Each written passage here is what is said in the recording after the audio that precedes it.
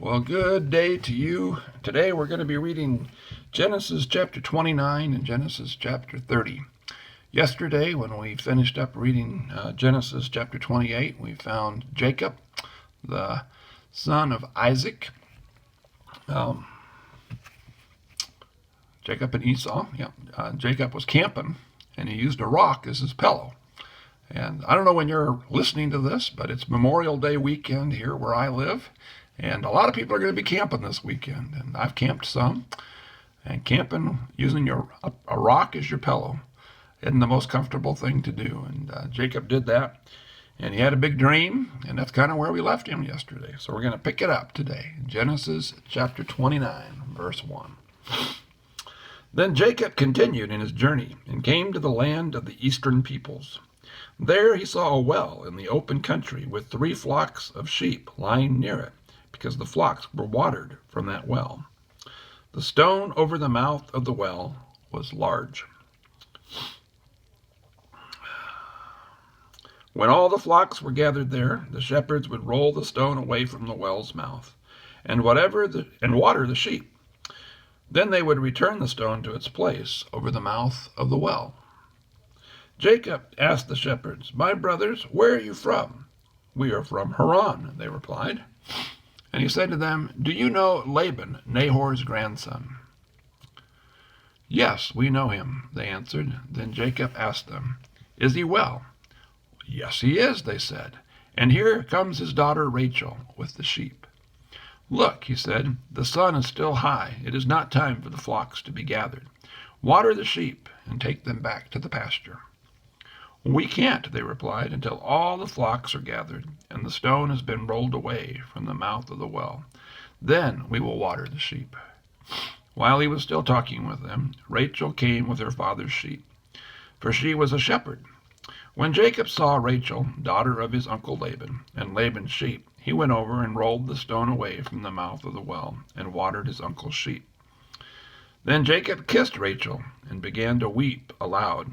He told Rachel that he was a relative of her father and a son of Rebekah. So she ran and told her father. As soon as Laban heard the news about Jacob, his sister's son, he hurried to meet him. He embraced him and kissed him and brought him to his home. And there Jacob told him all these things. Then Laban said to him, "You are my own flesh and blood." Well, I'm glad they explained that, because I thought Jacob was a little forward there kissing Rachel the first time he saw her. But it's apparent now that a kiss on the cheek, as is customary in much of Africa and the Middle East, was customary at this time, because when Jacob saw Rachel for the very first time, he gave her a sweet kiss, I imagine, on the cheek. Anyways, continuing with verse 14. After Jacob had stayed with him for a whole month, Laban said to him, "Just because you are a relative of mine, should you work for me for nothing? Tell me what your wages should be." Now Laban had 2 daughters. The name of the older was Leah, and the name of the younger was Rachel. Leah had weak eyes, but Rachel had a lovely figure and was beautiful. Jacob was in love with Rachel and said, "I will work for you for 7 years in return for your younger daughter, Rachel." Jacob was in love. Going to work 7 years for that woman. Verse 19. Laban said, "It is better that I give her to you than to some other man. Stay here with me." So Jacob served him 7 years to get Rachel, but they seemed like just a few days to him because of his great love for Rachel. He is Twitter-pated. Then Jacob said to Laban, "Give me my wife. My time is complete, and I want to make love to her." So Laban brought together all the people of the place and gave a feast. But when evening came, he took his daughter Leah and brought her to Jacob. And Jacob made love to her. And Laban gave his servant Zilpah to his daughter as her attendant. And when morning came, there was Leah. So Jacob said to Laban, "What is this you have done to me? I served you for Rachel, didn't I? Why have you deceived me?" Wow, can you imagine Jacob's surprise? I'm sure Leah was beautiful, but he wanted Rachel. When morning came, there was Leah. So Jacob said to Laban, oh, we already read that. Verse 26, Laban replied, it is not our custom here to give the younger daughter in marriage before the older. Finish this daughter's bridal week. Then we will give you the youngest one also in return for 7 years of more work. And Jacob did so. He finished the week with Leah, and then Laban gave him his daughter Rachel to be his wife. Laban gave his servant Bilhah to his daughter Rachel as her attendant. And Jacob made love to Rachel also, and his love for Rachel was greater than his love for Leah. And he worked for Laban another 7 years. When the Lord saw that Leah was not loved, he enabled her to conceive, but Rachel remained childless. Well, it sounds a little bit like Abraham and Isaac, or Abraham and Sarah, and the inability for Sarah to conceive. God has lessons to teach us in these things if we're paying attention. All right, let me repeat verse 31. I'm sorry I keep interrupting today. When the Lord saw that Leah was not loved, he enabled her to conceive, but Rachel remained childless. Leah became pregnant and gave birth to a son. She named him Reuben, for she said, it is because the Lord has seen my misery. Surely my husband will love me now. She conceived again, and when she gave birth to a son, she said, because the Lord heard that I am not loved, he gave me this one too. So she named him Simeon. Again she conceived, and when she gave birth to a son, she said, now at last my husband will become attached to me, because I have borne him 3 sons. So he was named Levi. She conceived again, and when she gave birth to a son, she said, this time I will praise the Lord. So she named him Judah. Then she stopped having children. So she had 4 boys. Chapter 30. When Rachel saw that she was not bearing Jacob any children, she became jealous of her sister. So she said to Jacob, give me children, or I will die. Jacob became angry with her and said, am I in the place of God who has kept you from having children? Then she said, here is Bilhah, my servant. Sleep with her, so that she can bear children for me, and I too can build a family through her. So she gave him her servant Bilhah as a wife. Jacob slept with her, and she became pregnant and bore him a son. Then Rachel said, God has vindicated me and has listened to my plea and given me a son. Because of this, she named him Dan. Rachel's servant Bilhah conceived again and bore Jacob a second son. Then Rachel said, I have had a great struggle with my sister, and I have won. So she named him Naphtali. Then Leah saw that she had stopped having children. She took her servant Zilpah and gave her to Jacob as a wife. Leah's servant Zilpah bore Jacob a son. Then Leah said, what good fortune! So she named him Gad. Leah's servant Zilpah bore Jacob a second son. Then Leah said, how happy I am! The women will call me happy. So she named him Asher. During wheat harvest, Reuben went out into the fields and found some mandrake plants, which he brought to his mother, Leah. Rachel said to Leah, please give me some of your son's mandrakes. She said to her, wasn't it enough that you took away my husband? Will you take my son's mandrakes too? Very well, Rachel said. He can sleep with you tonight in return for your son's mandrakes. So when Jacob came in from the fields that evening, Leah went out to meet him.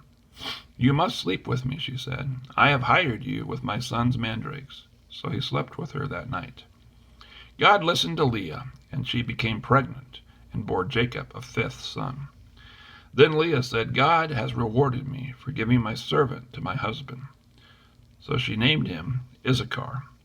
Leah conceived again and bore Jacob a 6th son. Then Leah said, God has presented me with a precious gift. This time my husband will treat me with honor, because I have borne him 6 sons. So she named him Zebulun.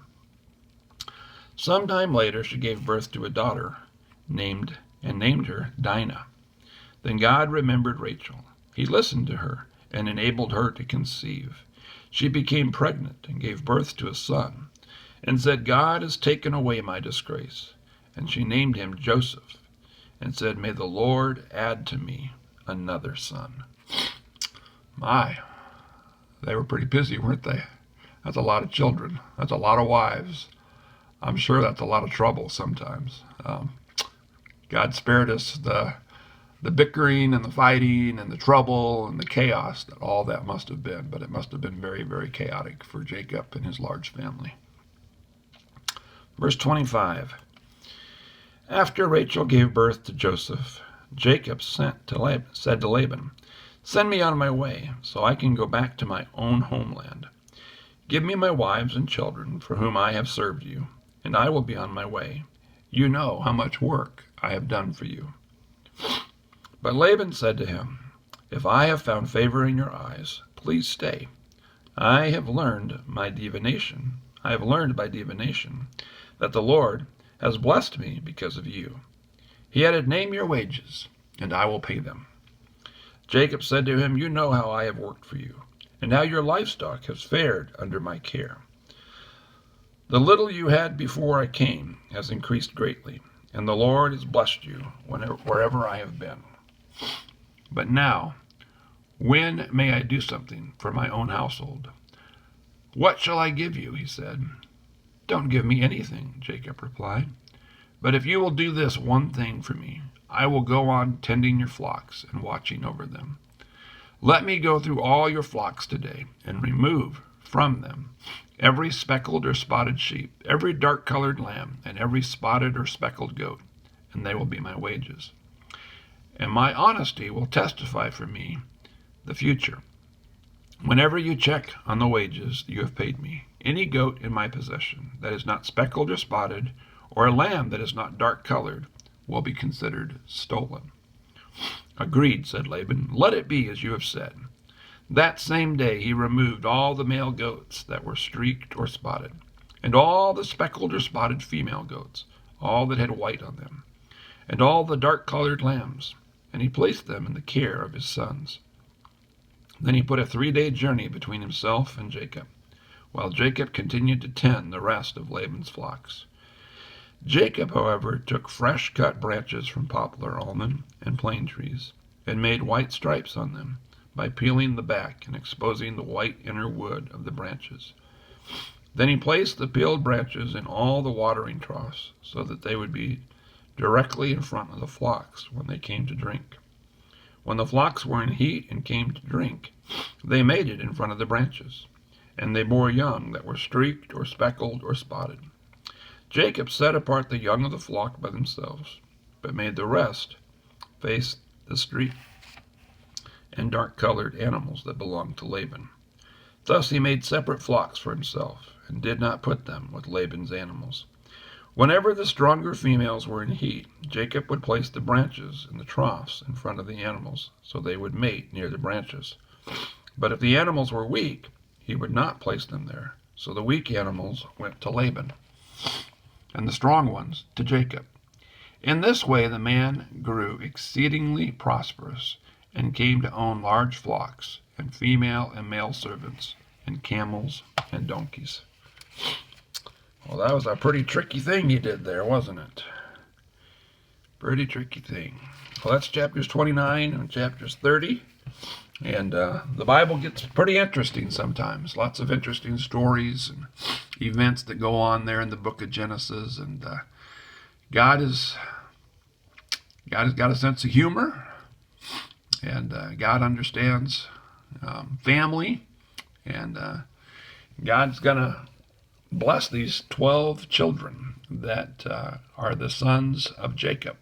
Only one daughter, it looked like. I think her name was Diana. But the last-born son was Joseph. I think there's going to be one more. But for right now, the last son is Joseph. So anyways, dwell on that. God's provision. God is good. See you tomorrow. Bye-bye.